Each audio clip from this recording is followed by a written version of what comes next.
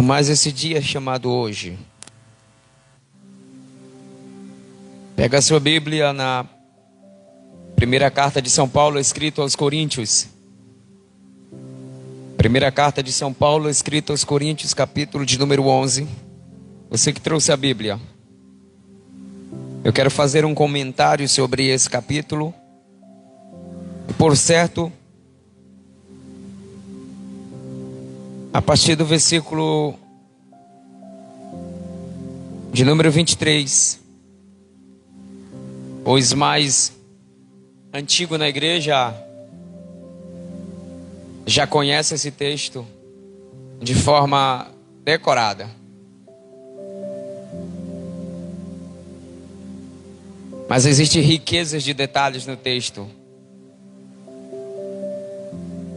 Você que trouxe a Bíblia, abra sua Bíblia na carta de Paulo, escrito aos Coríntios. A primeira carta de São Paulo, direcionada aos irmãos de Corinto. Capítulo de número 20, capítulo de número 11, versículo de número 23. É o texto que nós vamos ler. A Sagrada Escritura nos diz assim: porque eu recebi do Senhor estes ensinamentos que passei para vocês.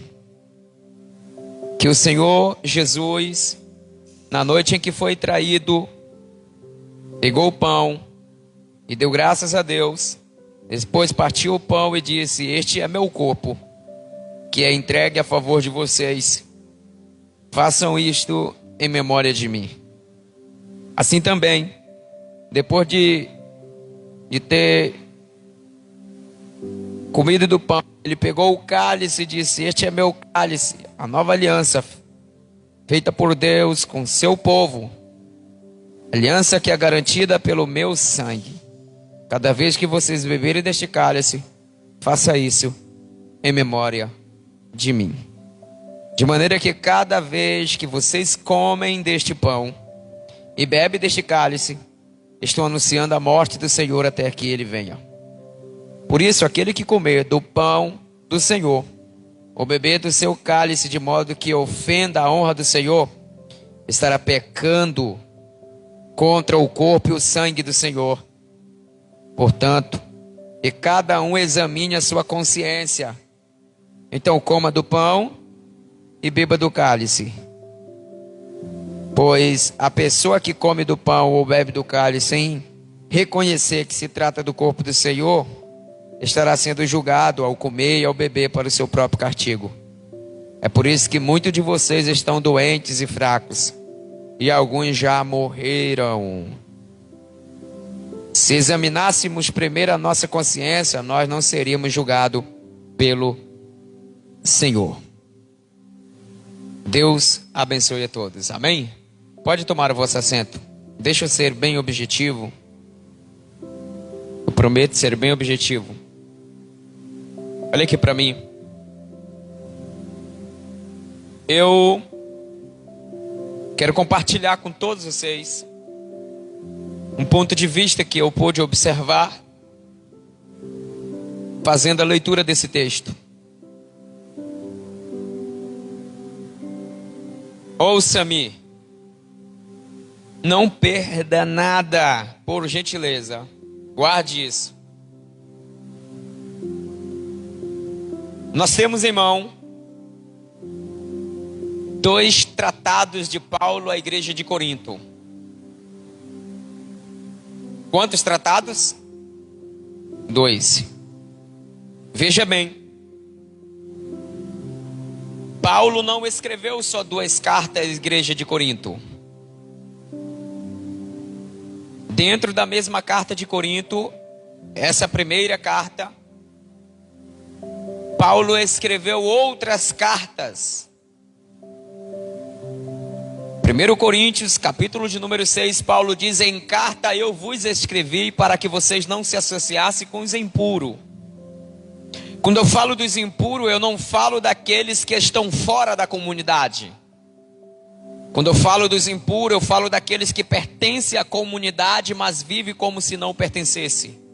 Aqueles que professam uma palavra, defendem uma palavra, mas as suas práticas diárias não são isso.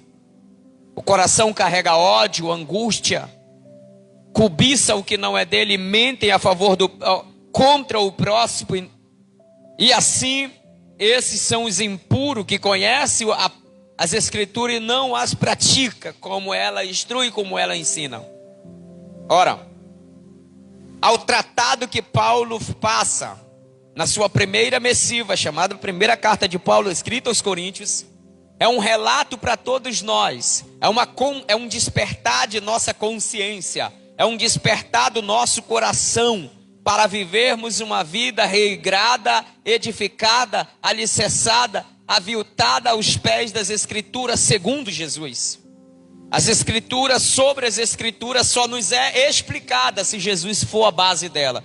Caso contrário, elas vão tomar choque.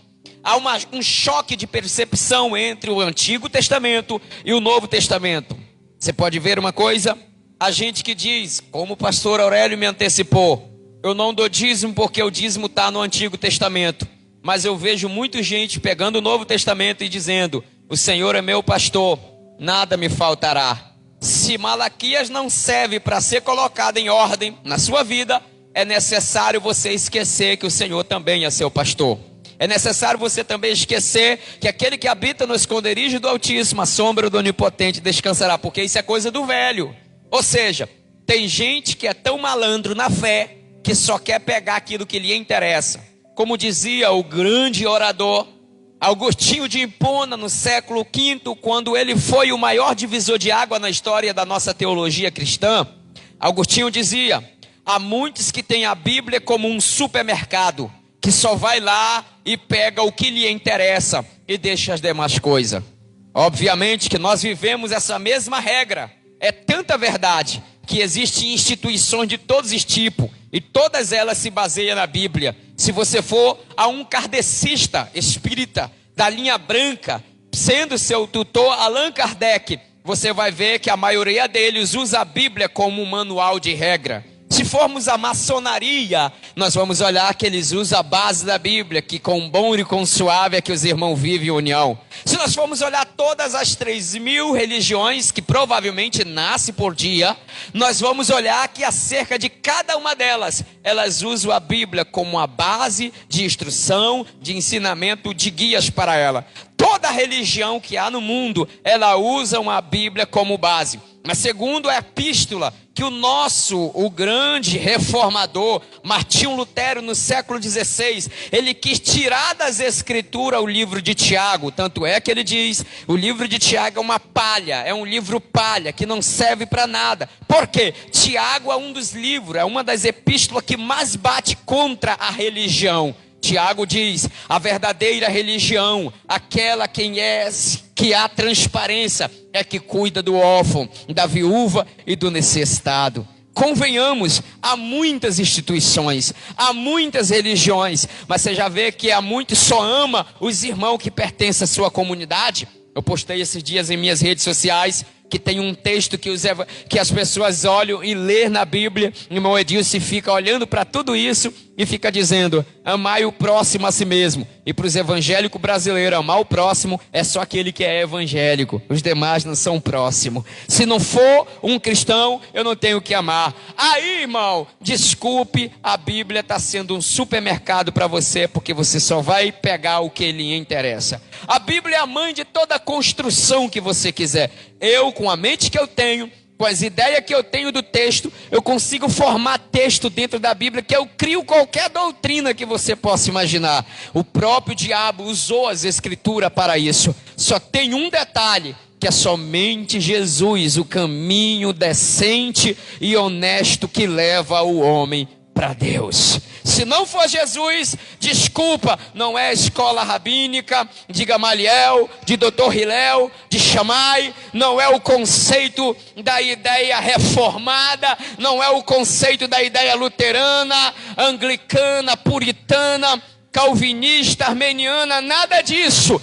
É só Jesus. Quem que é Jesus aqui? Aleluia. Se for Jesus, fique tranquilo. Jesus, ele é o único que a Bíblia sobre a Bíblia diz que é a expressão exata do ser de Deus. A expressão exata do ser de Deus não é Paulo. A expressão exata do ser de Deus não é João.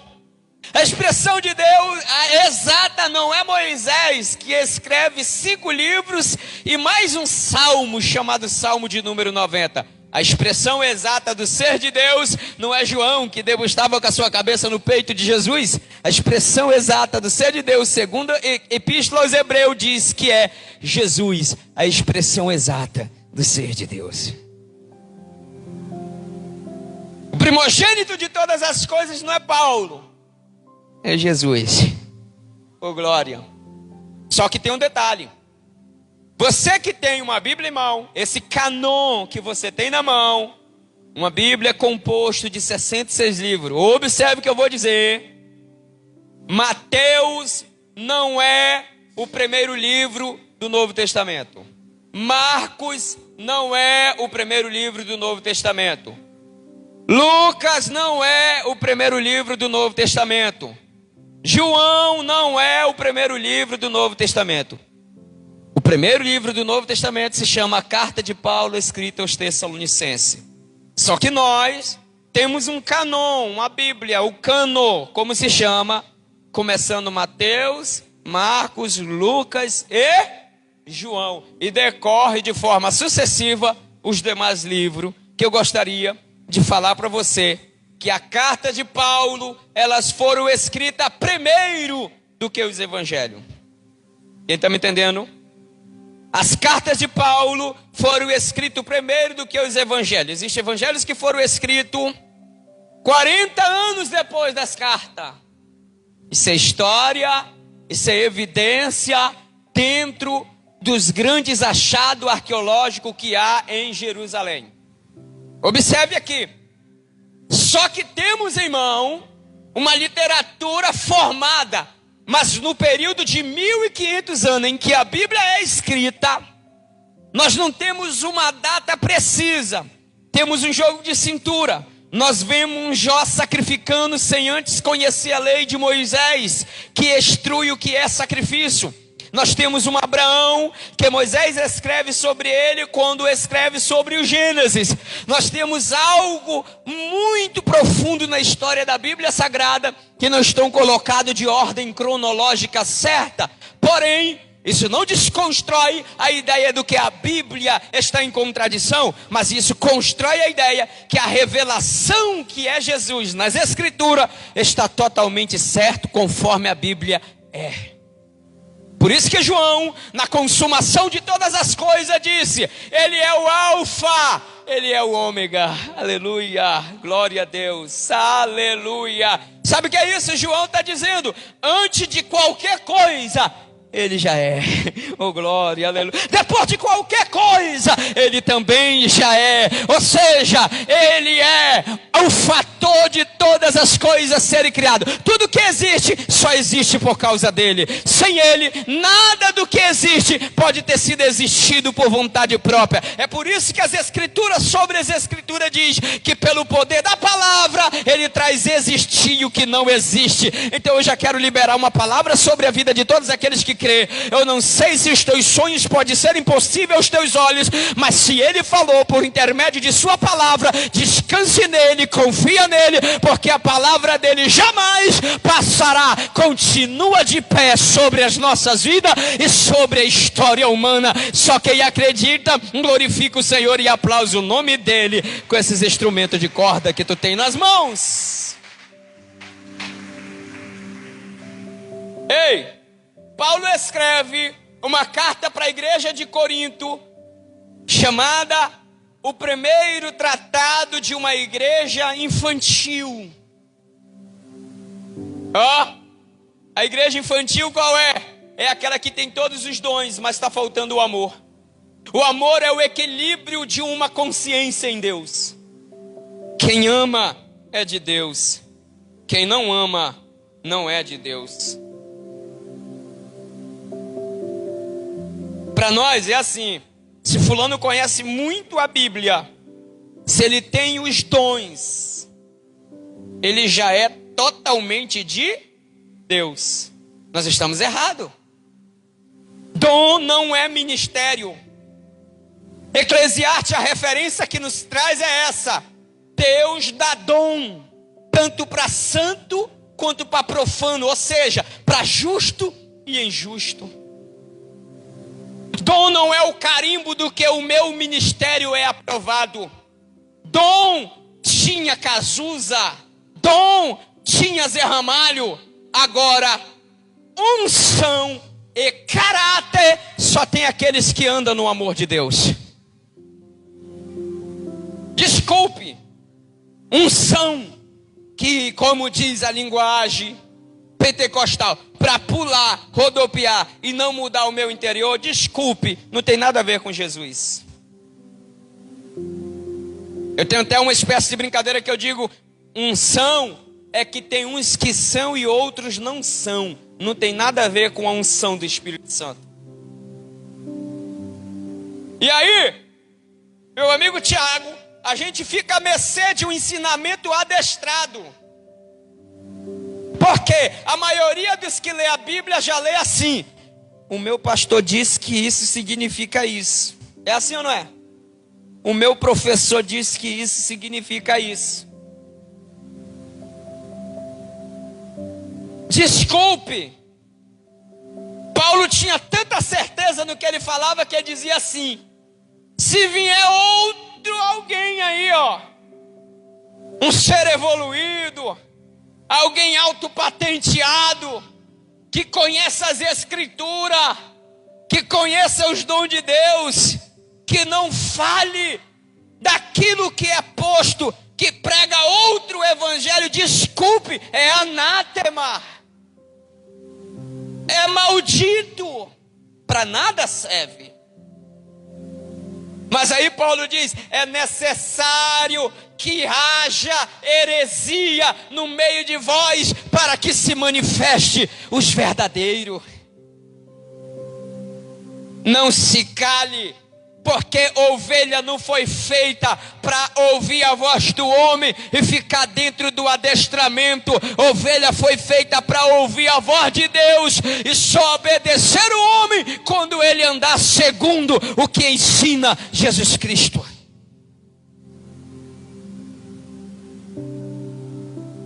Não tenha medo, é porque eu estou debaixo de liderança tal, eu estou debaixo da espiritualidade tal. Espiritualidade tal está segundo Jesus?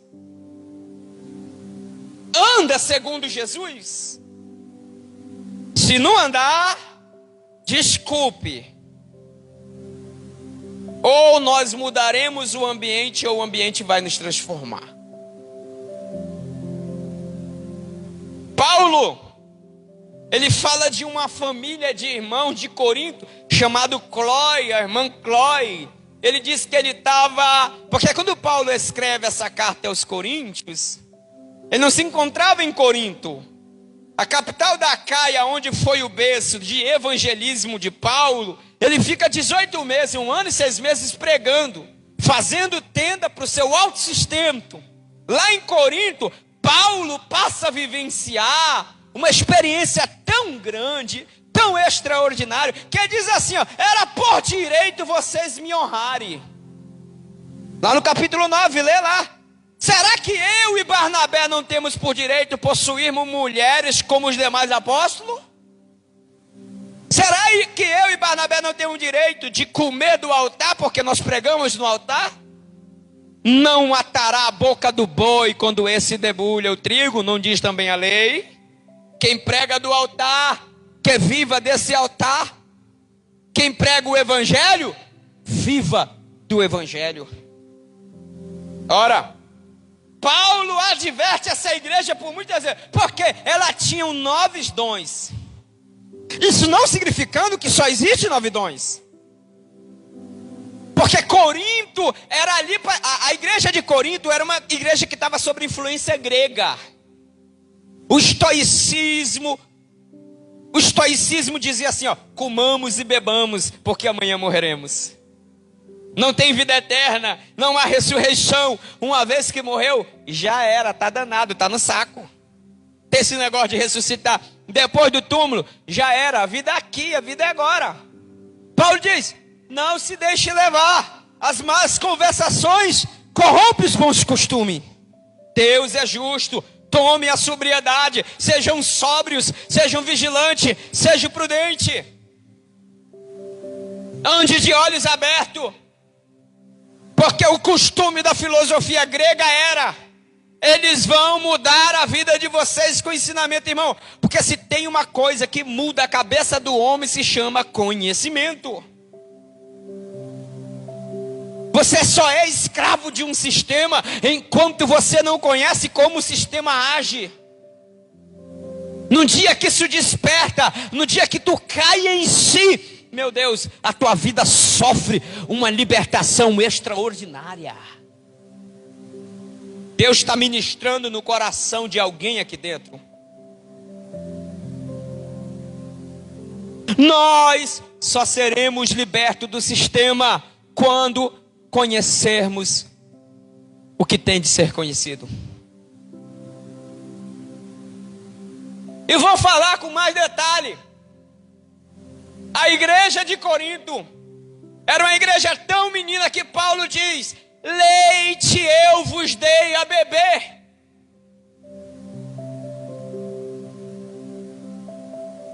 O capítulo 3, o capítulo 4 de 1 Coríntios, a enfatização de Paulo é: importa que ele vos faça dispenseiro, ministro do Evangelho de Cristo, ou seja, dispenseiro dos mistérios de Cristo. Sabe o que é um dispenseiro?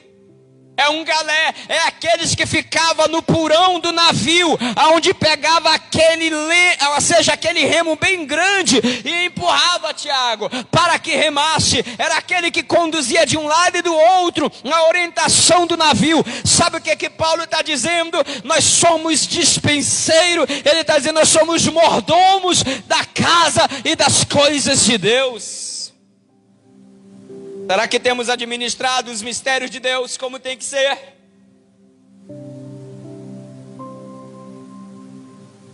Será que temos andado conforme Deus quer que andamos, segundo o olhar de Jesus?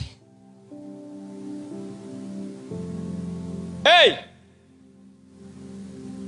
As Escrituras vai nos ensinar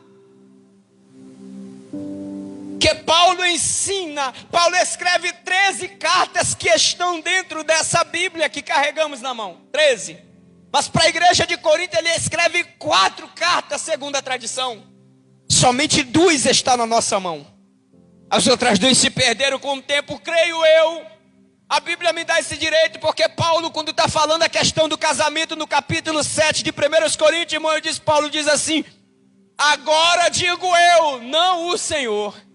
A Bíblia me dá esse direito de dizer: agora eu afirmo, na minha concepção, essas outras segunda carta não foi dada para nós, porque era um tratado pessoal para a comunidade corintiana. A palavra corintianizar já é Corinto, corrupção, era entregar-se à prostituição, era a pronúncia desse termo. A deusa Afrodite, a deusa dos prazeres e da sexualidade, que tinha 1000 prostitutas que trabalhavam diariamente cultuando ela com seus sexo libertino na cidade de Corinto. Era o maior centro de prostituição que nós tinha dentro do continente asiático. Ei, pregar para quem conhece as Escrituras, a história, a ciência e os comportamentos humanos não é fácil. Paulo enfrentou esse desafio. Ele pregou para gregos, dotado de filosofias, o epicurismo e o estoicismo, não é isso que diz em Atos capítulo 17? Ele não pregou para leigos, ele pregou para pessoas inteligentes, uma inteligência natural, que não trabalhava com questão fé, de enxergar pela fé os milagres de Deus. Paulo trabalha com uma categoria de gente inteligente. Você falar para gente que não conhece, ele concorda tudo o que você fala. Mas fala para alguém que conhece muito.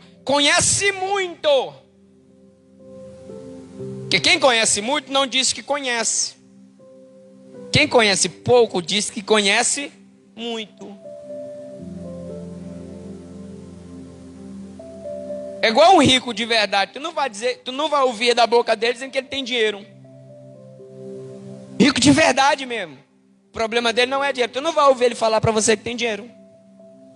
Assim é a gente que conhece. Gente que conhece não vai chegar para você e vai dizer, eu conheço.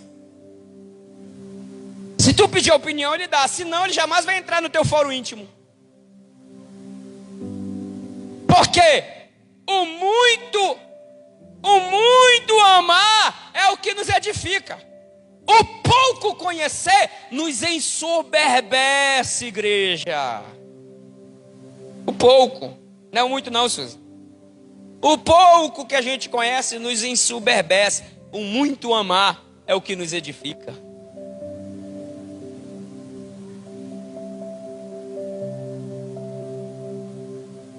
E a tradição dos anciões era querer colocar Jesus sempre dentro do sistema. Samuel, sempre os anciões vinham querer colocar Jesus dentro do sistema, enquadrar Jesus. Não vê a equipe dos essênios, dos zelotes lá, uma equipe de políticos bem avançado. Jesus começou sozinho ali, ele já está com a equipe de 12, agora tem 5.000 homens ouvindo ele. Vamos barrar ele aqui porque eu acho que ele vai ser um grande político. Quando chegaram perto dele, ele quebra todo mundo no meio. O meu reino não é desse mundo. Em outras palavras, eu não vim fazer política. Oh glória, aleluia. Eu vim fazer a vontade do meu Pai. E fazer a vontade do Pai não é a minha vontade, é a vontade do Pai. Não é o meu reino, é o teu reino, Senhor. Venha sobre nós. Não é o meu pão, é o nosso pão de cada dia. Não é o meu pecado, é as nossas dívidas. Quem está me entendendo, diga graças a Deus. E aí, Paulo vai dizer assim, ó, o que eu aprendi do Senhor. Ei. Paulo escreve a carta aos coríntios dizendo assim, eu aprendi do Senhor, não foi Gamaliel que me ensinou, não foi Mateus que me ensinou. Ao contrário, os discípulos tinham escrevido os seus evangelhos, os evangelhos escritos por eles depois de Paulo, 40 anos depois. Isso é bibliologia. 40 a 45 anos depois, os evangelhos são elaborados a partir daquilo que Paulo escreveu. Mas eles vivenciaram. Paulo não foi testemunho ocular de Jesus. Paulo viu Jesus ressurreto, ressuscitado dentre os mortos, no caminho de Damasco, a capital da Síria. A verdade que está aqui nos revelando é que Paulo diz, o que eu vou ensinar para vocês, eu não aprendi na escola rabínica não. O que eu aprendi do Senhor, isso também eu vos ensinei. Ele está dizendo, Jesus me ensinou. Ele está dizendo, eu tive uma espécie de seminário extensivo com Deus. Porque 3 anos ele ficou no deserto da Arábia. Depois de Damasco ali, 3 anos ele fica isolado, pegando todo o pacotão da lei. Lá não tem o pacotão da lei, 613 mandamentos. Resumido, nós temos 10 mandamentos, mas são 613 pilares que a Torá, o Pentateuco, vai nos falar, vai nos instruir, vai nos ensinar a lei moral, a ética. Paulo faz toda essa redundância de pensamento e ele compreende quando ele escreve aos irmãos da Galácia, dizendo assim, a lei, os mandamentos se resumem a isso: amar a Deus sobre todas as coisas, amar a Deus acima de todas as coisas, e o próximo como a si mesmo. Fazendo isso, estás guardando toda a lei. Porque quem ama não adultera, porque quem ama não idolatra, porque quem ama não rouba, não furta, porque quem ama não adora imagem de escultura, porque quem ama anda edificado no amor de Deus. Nós estamos num culto em que nós vamos sentar à mesa. A ceia do Senhor só é ceia do Senhor quando eu olho para mim, a partir de mim. Qual é a referência que o Evangelho tem em mim? Eu encontro muitos pilares, é que o horário não dá. Eu vou resumir alguns deles para você entender. Quando eu sento na mesa para ceiar, eu olho para o futuro, eu olho para mim, eu olho para trás. Não para o meu passado, mas para aquilo que foi feito na cruz. E depois, por último, eu olho para o meu redor. Eu jamais posso olhar para o meu redor, para o meu vizinho, para o meu amigo, para os meus irmãos, se primeiro não olhar para mim. Eu sou o ponto de referência. Porque tem uns crentes que ficam de olho, né? Ah, fulano ali, ele ceiou mês passado, esse mês ele não ceiou. Ele deve estar com um pecado escondido. Não é assim? Eu já sei a conversa dos crentes, a gente que andou muito por aí, e a gente que ensina para crente, para liberal, para neoliberal, para os ortodoxos mais evoluído que tem. Os ateus conversam comigo, e essas ideias que você fala sobre Deus aí, ela é meio diferente da curva. Eu digo não, é porque eu olho a vida a partir de Jesus. Se eu for olhar a vida a partir de Moisés, eu vou ser o cara mais machista que existe. Eu vou olhar a Bíblia a partir de Jesus. Moisés me deu brecha para olhar para alguém, matar alguém e enterrar na areia. Moisés nem conversou com a rocha. Ele largou logo, foi o cajado. Bateu nela, Tiago. E Paulo diz em 1 Coríntios, capítulo 15, que essa rocha era o Cristo se manifestando a ele de forma espiritual. Essa rocha sempre esteve presente. Por isso que os escritos estão: a rocha que os próprios construtores, a pedra que os próprios construtores. Quem são os construtores? A lei e os profetas. O que os próprios construtores não quiseram, essa rocha, essa pedra, a pedra de esquina que foi rejeitada, para mim, ela é a pedra do equilíbrio, ela é a pedra que dá sentido a tudo que existe, é a pedra que dá sentido que nós vamos morar no céu, é a pedra que o reino já está em nós, é a pedra que diz, nós seremos salvos, é a pedra que diz, nós já somos salvos, aleluia. Essa rocha é a rocha chamada Jesus. Aplausos a Ele.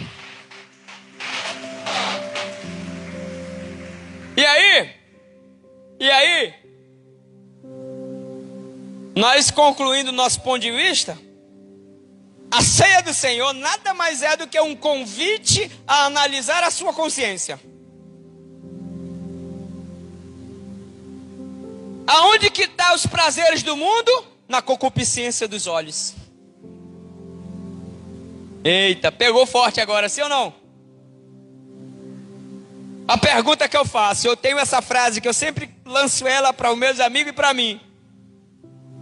Você já viu o quanto o teu olhar te influencia? Você já percebeu o tanto que ele te influencia?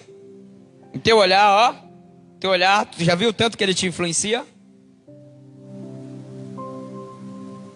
O nosso olhar, irmão Marcos, às vezes julga pelo viés do nosso moralismo. É assim ou não é? Se fulano não se comporta conforme eu fui ensinado, segundo o meu olhar, ele está fora. Você já viu quanto o teu olhar ele te influencia?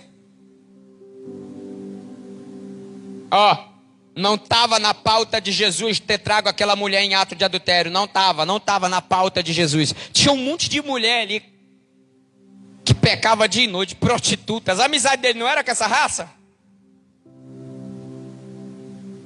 Veio João Batista, não comia com pecadores, não andava com os pecadores, vocês julgaram ele. Agora veio o Filho do Homem, come e bebe com os pecadores, vocês também julgam. O que é que vocês querem? O olhar de Jesus não é o nosso olhar, não é a nossa doutrina, é porque eu aprendi assim. O olhar de Jesus é o olhar que nem cabe em nenhuma sistemática de doutrinação de homem. O olhar de Jesus, ele mesmo disse: se os teus olhos forem bons, todo o teu corpo é luz. Como é que a gente anda olhando as pessoas, hein? Medindo os outros? Eu conheço gente que só olha para você e já começa de baixo para cima.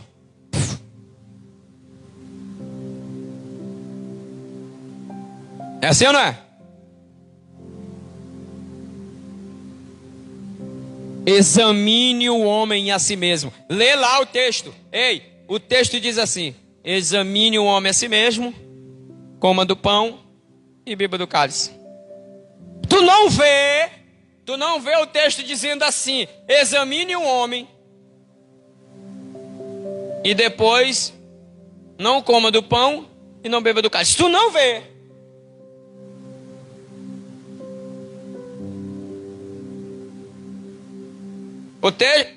Se tu fizer uma análise na sua vida, peraí, se tu fizer uma análise na sua vida, aqui ó, uma análise de consciência hoje.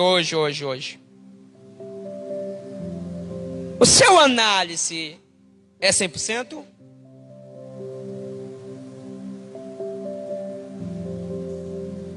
Não, eu tô 100% hoje. Não.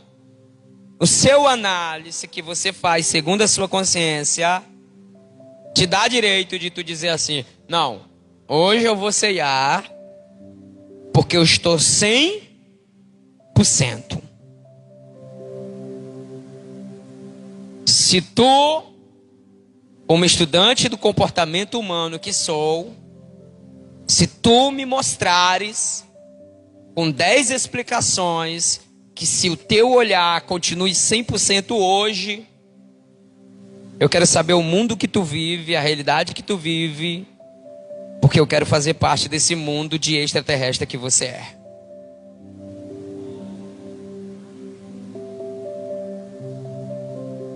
Eu sou justo, não pelos meus méritos, mas é porque eu fui justificado pelo meu justificador, Jesus Cristo. Isso eu creio que pela fé, o meu nome está escrito no livro da vida. Não é porque prego, é porque a revelação da graça veio ao meu encontro. Eu decidi crer, logo eu sou herdeiro da eternidade com Deus. Não é porque sou bom, porque ele diz: vós que sois mau, sabeis dar boas dádivas aos vossos filhos, que dirá o vosso pai: se pedir o Espírito, ele vos dará o Espírito Santo. Então, ceia não é para os que se diz perfeito, é para aqueles que pela fé já encontraram a justificação em Cristo Jesus e crê que o seu nome está escrito no livro da vida.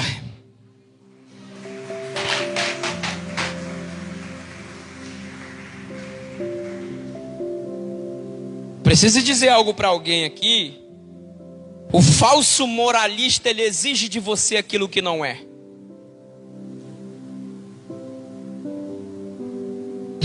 Eu disse: pastor Aurélio, esse negócio de nós conduzir um trabalho é muito sério. Quando eu li a Bíblia e depois eu me dediquei a um mundo acadêmico, teológico, eu disse: meu Deus, o que me ensinaram foi um retrocesso. Mas a fé que tu tenhas para ti. Não altere, é o conselho de Paulo. Não altere a fé do seu irmão. Se ele não tem a estrutura de receber, suporte a fraqueza dele. Só que eu jamais posso ser um demagogo existencial. Qual é esse demagogo? A Escritura está dizendo, segundo Jesus: vós que sois mau, querem dar um de bons, sabe dar boas dádivas aos vossos filhos. Se ele te pedir um pão, você jamais vai dar uma pedra a ele. Quem é o pai que vai fazer isso?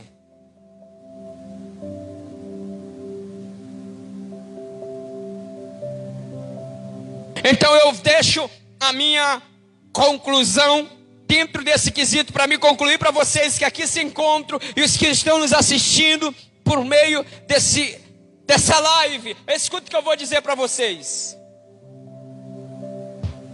A vida cristã é uma carreira que foi posta sobre nós. E há muitos que correm por um prêmio só. Paulo fala sobre o conceito da corrida da Olimpíada de Atenas. O atleta em tudo se deve policiar. Alta doutrina, não é isso lá no quartel, irmão?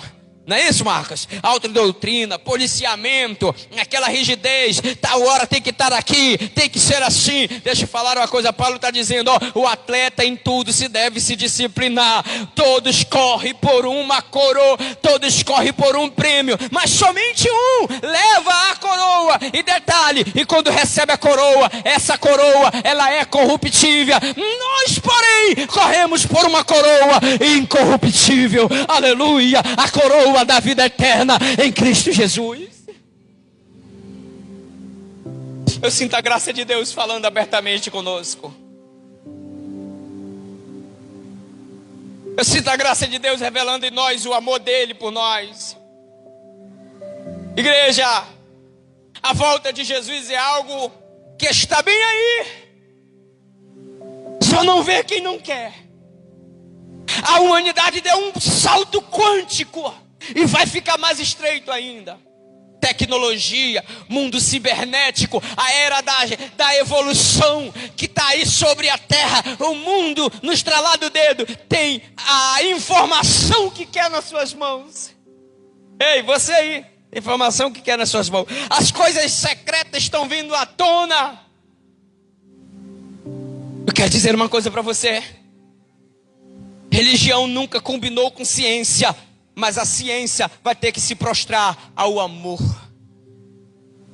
Porque passa a esperança, passa a fé, mas o maior desse é o amor. Permanece a fé, a esperança e o amor. E o maior desse é o amor. O amor vence tudo, o amor vence o preconceito, o amor vence a desigualdade, o amor vence a fome, o amor vence o perigo, a espada nos dentes, o amor vence todo o mal. Por isso que a Bíblia diz, vence o mal com o bem. Paulo diz, eu aprendi o que eu estou ensinando.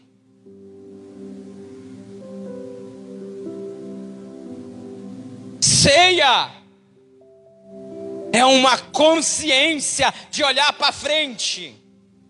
Meu Deus, olhar para frente, porque ele disse assim, ó: toda vez que comer deste pão e beber deste cálice, anunciai a morte do Senhor. O meu olhar sobre a cruz, até que ele venha. Olhe para frente. O arrebatamento é uma realidade. Vai acontecer. Eu creio tanto nisso, que nessa hora que eu estou falando para você, tem gente que está sendo arrebatado, está morrendo de alguma coisa, e está se encontrando com uma luz que ninguém consegue explicar. Porque ele é a luz que, vindo ao mundo, iluminou a todos os homens.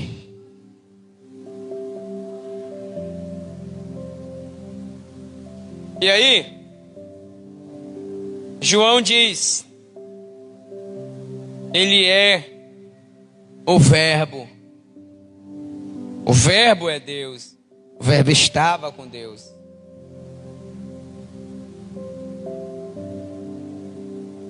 Nós vamos vencer todas as coisas, seja de prova, seja de grandes decepções, porque em Cristo já somos mais que vencedores. Mas que vencedores não é eu que guerreio as minhas guerras, mas que vencedor é que ele guerreou a minha guerra e já venceu. Mas que vencedor não é eu que curo as enfermidades, é ele que já levou sobre si as nossas enfermidades. mas que vencedores não é eu que abro as portas, é que Ele já abriu a porta da graça sobre nós. Mas que vencedores não é eu que pelejo, é que Ele já pelejou, e por eu crer, eu já venci a peleja. Aleluia. Sabe por que a tua vida não vai dar errado? Porque ela já deu certo em Cristo Jesus. A oração dominical era essa: livra-nos do mal, não nos deixeis cair em tentação. Sabe qual é a maior tentação? É a que Jesus venceu por nós. Ele é o nosso substituto em tudo. Eu não guardei o sábado, Ele disse: eu sou o Senhor do sábado. Eu não consegui guardar a lei, Ele diz: eu cumpri a lei, porque o fim da lei é Cristo, para a justificação de todo aquele que nele crê, tanto judeus quanto gentios. Só quem crê em Jesus se coloca sobre os pés adorando o nome do Senhor. A Santa Ceia, ou a ceia do Senhor, a ceia do Senhor é um chamado à consciência do Evangelho. Não se trata de um ritual, se trata de um fórum íntimo de cada um de nós. Examine o homem a si mesmo, coma do pão e beba do cálice. Se tu se examinar, você vai encontrar defeito em você. Mas quando tu entendeu que a morte de Cristo foi por todos nós, para a remissão dos nossos pecados, consumado está, não aconteceu só 2000 anos atrás. A palavra está consumado é uma pronúncia que é dotado de verbo, de ação no original em que ela foi escrita. Está consumado, está pago. Dá a ideia: pagou, está pago e vai continuar a pagar. Oh glória, aleluia. Perdoou, perdoa e vai continuar a perdoar. Passado, presente e futuro é algo simultâneo que está acontecendo em Deus. Ele não é Deus dos mortos, Ele é Deus dos vivos. Eu sou Deus de Abraão, Isaque e Jacó. Abraão, Isaque e Jacó tinham morrido, mas Jesus disse: Ele não é Deus dos mortos, Ele é Deus dos vivos. É Deus de Abraão, Isaque e Jacó. Sabe por que isso? Sabe por que isso? Passado, presente, futuro acontece simultaneamente em Deus. Tem ato simultâneo. Oh glória! Eu fico feliz porque o filho que vive para Deus sempre vivo está. Lembra de Jó? Deus deu tudo em dobro para Jó, menos os filhos. Já leu lá? Menos os filhos. Deus não dá 20 filhos para Jó. Ele dá só mais 10, porque os outros 10 já tinham morrido para Jó. Mas para Deus, Deus está dando uma lição para nós. Jó, fica 10 contigo aí, outros 10 são acolhidos no meu amor, os outros 10 são aceitos na minha graça. Pois filho que vive, sempre vive para o Senhor. Só quem está vivo, levanta a mão. Senhor, a nossa indignidade foi aceito na tua dignidade. Não nos merecíamos nada, mas tu nos fez merecer pela tua graça o favor que eu não mereço. Pecadores somos, justificados, porém, em ti. Obrigado pelo grande amor com que nos amou, pois sobre a tua palavra diz que a tua graça é melhor do que a vida. Obrigado, porque nós somos abraçados no teu amor. Nós sentaremos à mesa para ceiar com esse banquete, acreditando que o Senhor já nos deu a salvação, que o Senhor já pagou as nossas dívidas, e aqui estamos rendidos a ti, prostrados a ti, não como merecedores, mas aqueles que por causa dos nossos deméritos fomos alcançados pelo grande amor com que nos amou. A tua graça é melhor do que a vida. Obrigado. Perdoa-nos as nossas dívidas, assim como perdoamos os nossos devedores. Ah, Deus, graça te damos, porque o teu amor nos alcançou. Em nome de Jesus. Em nome de Jesus.